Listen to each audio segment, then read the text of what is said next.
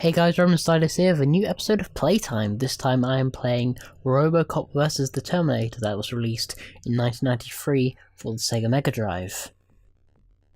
And as you can see, it was developed by Virgin Games. Now this game is based on a 1992 Dark Horse Comics crossover by Frank Miller, which involved both Robocop and the Terminator. And in that story, it saw Skynet send several Terminators back in time to protect Robocop,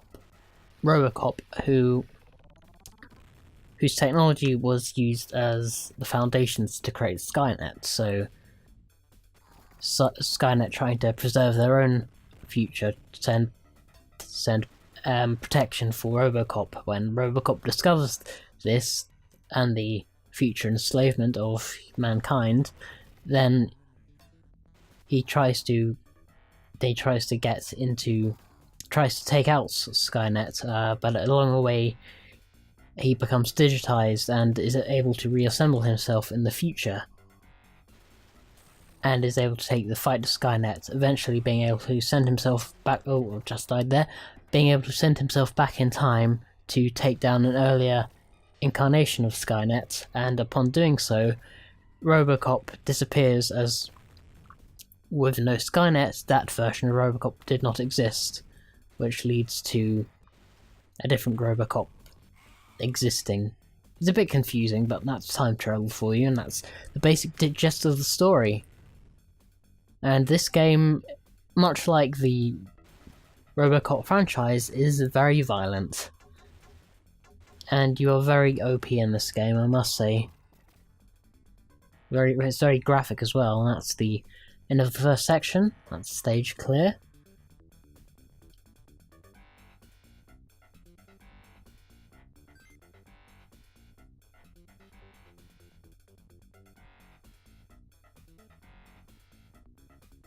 And there we go.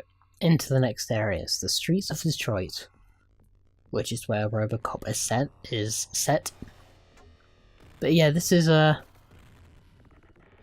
not incredibly maneuverable as Robocop. You can jump and slowly lumber forward.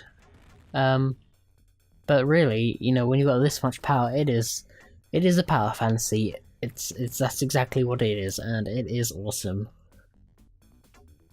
There we go. It's just pretty much one-hit kills.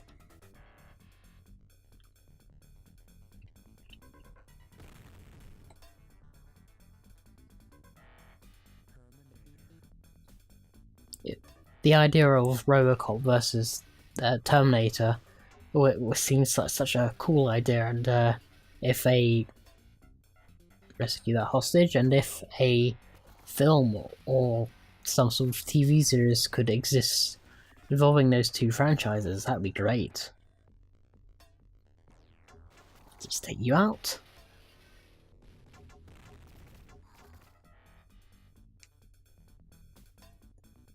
There is also a version of this game for the Super Nintendo, and that is quite a different version to this game, as that version of the game for the SNES was developed by Interplay. This was created by Virgin Games USA.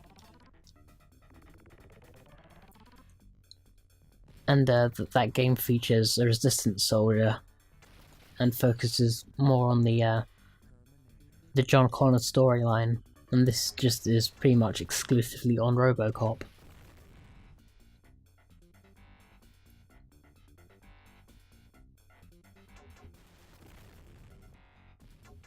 In the original comics run, Robocop just faces a group of bog standard Terminators. He does not get to face Arnold Schwarzenegger or any other versions, probably due to rights and likenesses, but it's a pretty entertaining story nonetheless. And Frank Miller, of course, a great comic book writer, having written The Dark Knight Returns, and contributed several scripts to the Robocop movies. some of which elements that got cut from those films make their appearance in this game.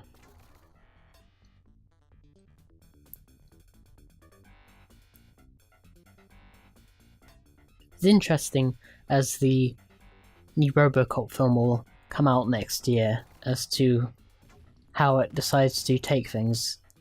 It seems to focus more on the more human side of Robocop, with Alex. Oh, just died there with Alex Murphy's family.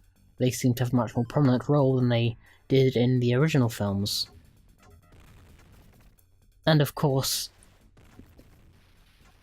the original Robocop films were, of course, incredibly violent, so I think the violence is going to be toned down, but, you know, that will always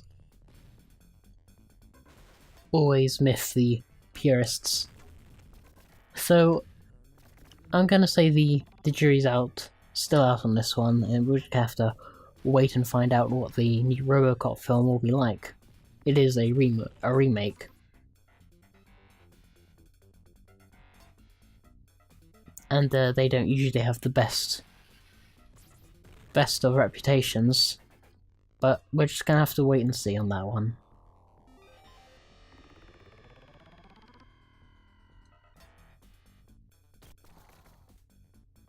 But if I was going to compare both the Mega Drive and the Super Nintendo version, I would go for the Mega Drive version, simply because I think the darker colour palette that the Mega Drive used really... Oh, I think this is up against a certain familiar Terminator here. Come on. Come on. Oh, I've died again, but up we go. Let's change weapons. Okay, come on. Oh, he's slowly losing his synthetic flesh. Oh. Are you going to get back up? Oh, there we go now. Showing his true colours at last. And is that all? There we go. I defeated the Terminator.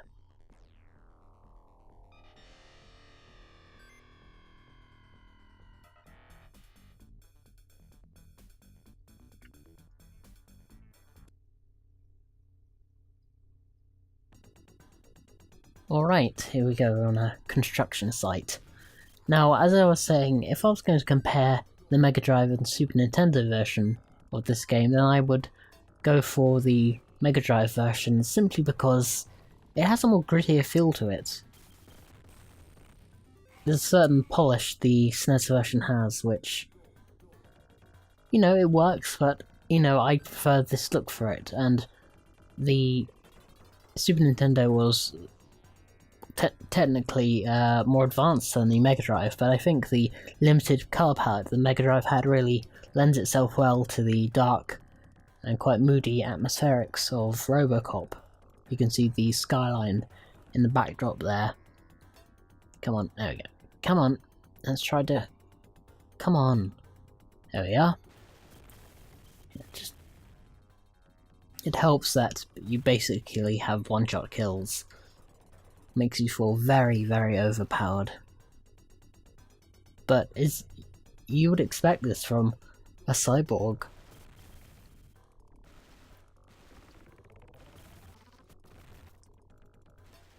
Up we go, take you out.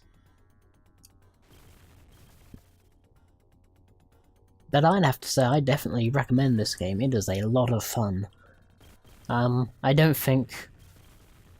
I'm really only discovering this game now. I don't think my parents would have let me play this game at all when it came out. But if you can track this down, it's great fun. Definitely become, in the short time I've played it, but definitely has become one of my favourite 16-bit games. Take you down. It's good we've got those Double Dragon style arrows telling me where to go.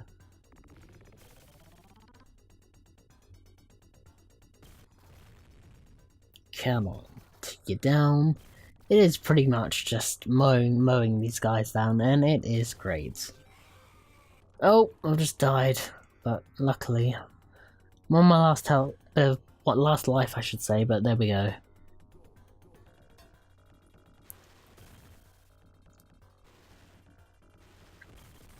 Come on, there we go. Anyway guys, I think I'm going to stop things here. This has been Robocop vs the Terminator for the Sega Mega Drive. Remember to follow me on Facebook and Twitter for updates, and I will see you guys next time. So until then, peace out guys.